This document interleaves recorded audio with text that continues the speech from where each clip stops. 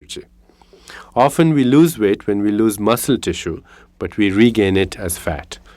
This is why the chronic cycle of dieting in a lifelong sporadic fashion ends up to be so detrimental to our health. We lose important muscle tissue and gain more and more fat in a vicious cycle which is difficult to break. When we begin to exercise, we begin to give our body a new quantum mechanical signal that we are going to be active, energetic, vital people. We are telling our body that from now on we are going to begin to utilize available energy sources through our physical activity. The body will respond by beginning to burn fat. By combining physical activity with appropriate nutritional principles, which also signal our bodies at the quantum mechanical level, we begin to reset our thermostats to a level where fat is more easily burned and food is converted into life-giving energy. In Ayurvedic terminology, we are communicating to our doshas. Exercise, which is movement in its nature, has the property of reducing kapha. It is important to do exercise properly so that in reducing kapha, we do not increase or disturb vata. Proper exercise, especially that which we refer to as neuromuscular integration, actually balances all three doshas at once. Many people experience that regular exercise can be transforming in terms of how they feel as well as how they look and how much they weigh.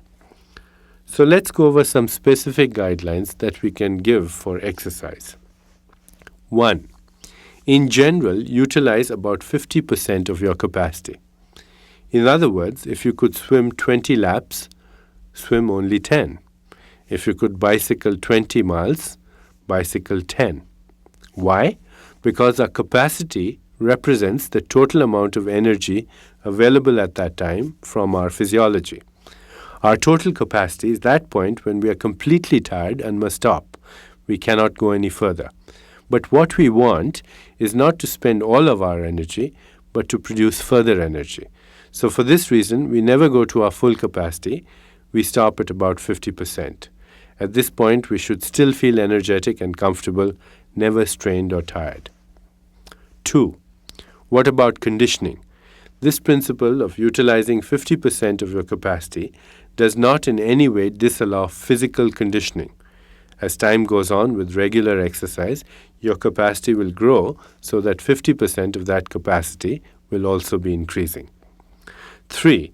The next most important point is that Ayurveda recommends regular daily exercise, preferably 7 days a week. The reason many aerobic programs recommend 3 or 4 days of exercise per week is that they are structured around utilizing up all of the energy available to the physiology, therefore creating strain on the physiology and then trying to recuperate so that we can begin again. The Ayurvedic principle is not no pain, no gain, but no strain produces maximum gain. 4. A good indication during exercise of where you are standing in terms of intensity and length of exercise is your breathing and the amount of perspiration. In general, excessively heavy breathing and heavy perspiration means that you are straining your physiology at that time. Perhaps with more conditioning, that level of exercise may suit you, but for now, begin to cut back and gradually increase. 5. The best time of day to exercise is during the kapha periods, 6 to 10 in the morning or 6 to 10 at night. This is because the structure of your physiology is stronger and more tolerant of exercise at that time. The best exercise for weight loss is an exercise which involves continuous motion rather than starting and stopping. Although tennis and golf are great for relaxation, they should not be included as part of your daily regular exercise. 6. Dosha-specific exercise. Different physiologies respond differently to exercise. Kapha types require the most exercise of the three. Vata types require the least, and Pitta is somewhere in the middle. If you're a 2-dosha type, consider what your physical structure is. If you're large, muscular, athletic, and Kapha is one of your doshas, then put yourself in the Kapha category for the purpose of exercise. If your muscular and physical development is less, put yourself more in the Vata category, which requires light exercise. Those in between should consider themselves in the Pitta category. So let's go over some exercises suited to the three different body types. For Vata body types, yoga, dance aerobics, walking, short hikes, light bicycling are the most suitable. Vata types should be careful. If they over-exercise, they can throw their Vata out of balance. Exercises suited to Pitta types include more vigorous exercises like skiing, walking or running, hiking, mountain climbing, swimming. Exercises suited to Kapha body types also include running, walking, weight training, aerobics, rowing, and dance. These are just some examples of appropriate exercise for each body type, but you shouldn't feel restricted to those that are in this list.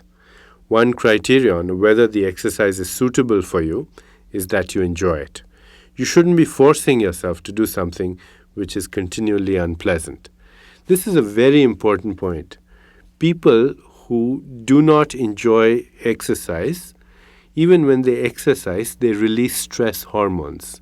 A lot of cortisol, adrenaline, noradrenaline, which may have a detrimental effect on the immune system and other parts of the body. In fact, we've all heard of stories where people were jogging and then suddenly had chest pain and something very bad happened. They had a heart attack and even died from it.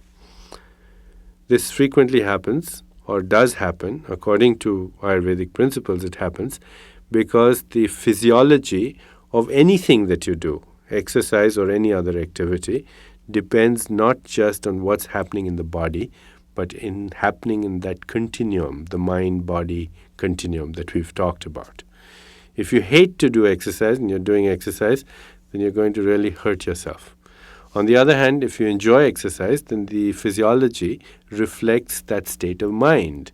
And the biochemistry and the hormonal profile of a person who's enjoying his exercise is completely different.